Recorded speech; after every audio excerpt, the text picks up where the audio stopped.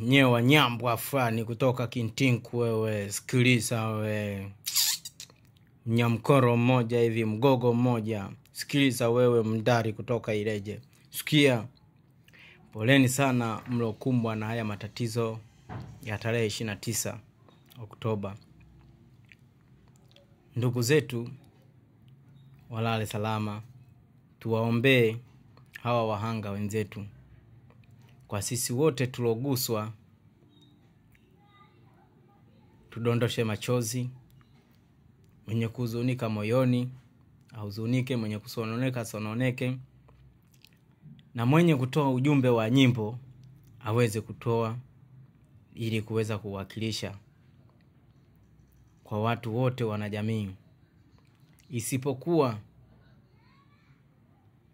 wao wenyewe wahusika, kama itawagusa wasononeke tu nyoyoni mwao. Lakini kama mtu umefanya, manake mavi umeanya, hayawezi kukunukia, bali yatawanukia wale wanaopita. Unaona? Unasikia? Sasa basi, najaribu kuambia tu, siku paka wakishiba na sisi panya tunadai ama tutataka katiba. Unaona? Na ndo mpaka sasa hivi nadhani kuwa paka wamesha shiba. Sasa panya wanaomba katiba.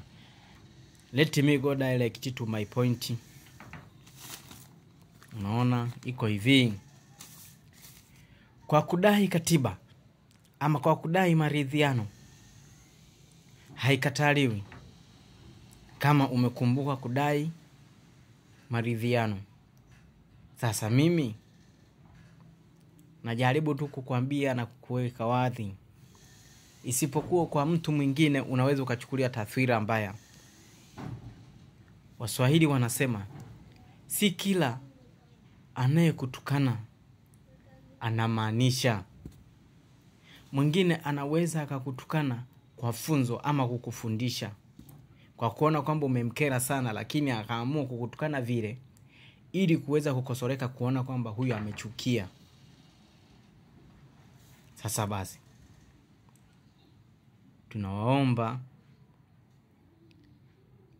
kama mnataka maridhiano, lazima mfanye haya yafuatayo. Bungeni, muache kuliweka bunge kuwa la chama kimoja. Nafasi zako zile la viti maalum, manake natakiwa uteue wapinzani mtupu ili uweze kuwaweka bungeni kwa nafasi ya viti maalum, na ili kuweza kutufanya na sisi tupate vitu ambavyo tunavyovitaka, na ili kuweza kuweka maendeleo. Maana sehemu moja wanapokaa wanafamilia, manake watu wote huwa wanamsikiliza huyo mkubwa. Hakuna mtu atakayeweza kumbishia, maana kila mmoja anamsikiliza, watakuwa ni watu wa ndio. Lakini akipatikana na mwingine na jirani, ataanza kukataa kuendeshwa ama kutumikishwa kazi ambazo zinafanyika kwenye familia ile, na yeye kwenye familia yake anafanya vitu vingine. Sasa hivyo tutaenda sawa, na pia sisi wananchi tutakuwa tumeridhika kwa vitu kama hivi hapo, maana utatupa kitu tunachokitaka. Tunatoka hapo tena.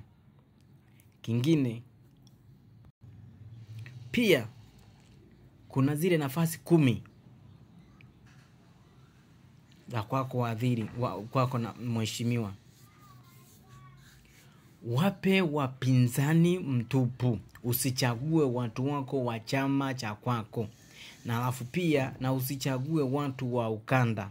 Maana inavyosemekana watu wanasema tetesi ya kwamba nafasi hizi hapa ambazo zinawaniwa ni watu watakao kuja wa kutoka visiwani.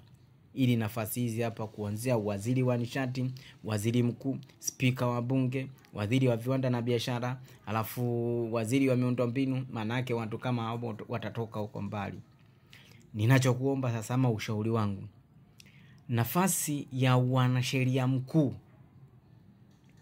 muweke Mwabukusi.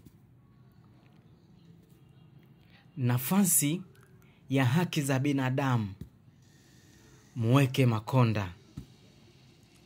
Nafasi ya waziri wa miundombinu muweke Mheshimiwa John Heche. Nafasi ya nishati na madini muweke Lema. Na nafasi ya waziri wa ulinzi wa ndani, yani waziri wa ulinzi in general, muweke Gwajima. Nafasi ya waziri wa ardhi na majengo muweke Maria Sarungi.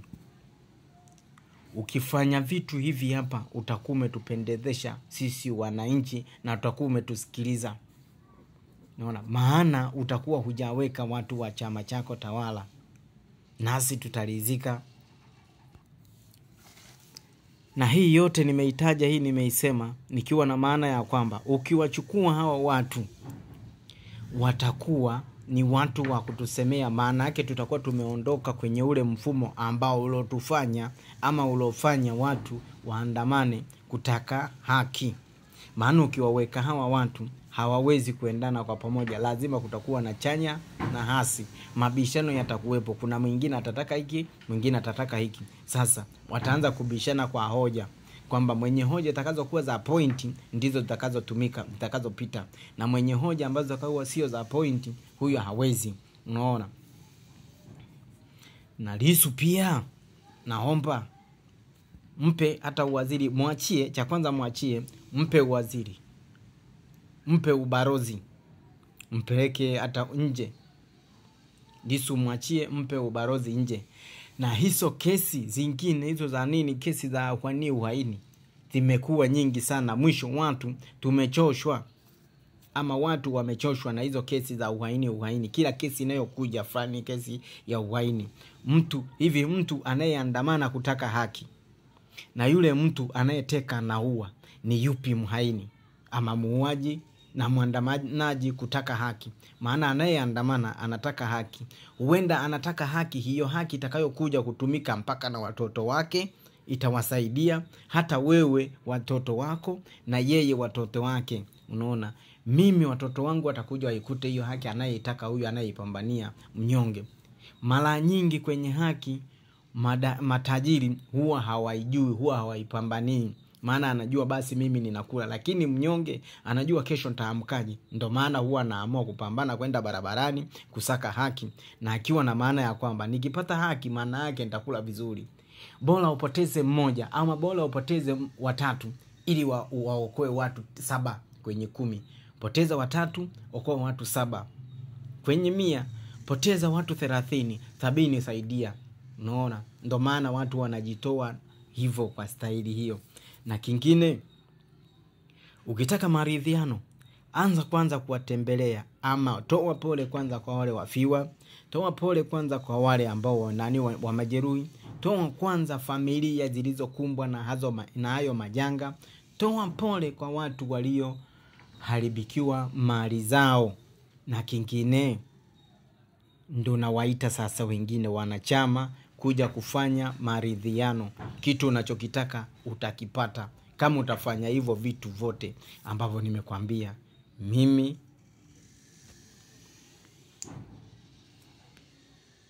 nimemaliza. Hayo ndo yangu maoni.